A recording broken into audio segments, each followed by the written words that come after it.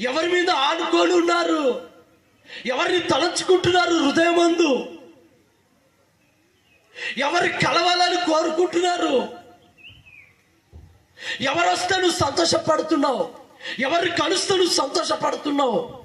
ఎవరు నీ వద్ద ఉంటే నువ్వు సంతోషపడుతున్నావు? ఏ వస్తువును కొంటే సంతోషపడుతున్నావు? ఏది నీ దగ్గరకు వస్తే సంతోషపడుతున్నావు? ఒక్కసారి ఈ వాక్యం ద్వారా పరిశీలన చేసుకోండి. నీ మనసు అతి వాటిని ఇష్టపడుతున్నట్లయితే యేసుక్రీస్తు నామములో ఈ వాక్యం ద్వారా ఆ మనసును చంపేసుకొని దేవుని మీద ఆనుకొని జీవించడం మొదలు పెట్టండి.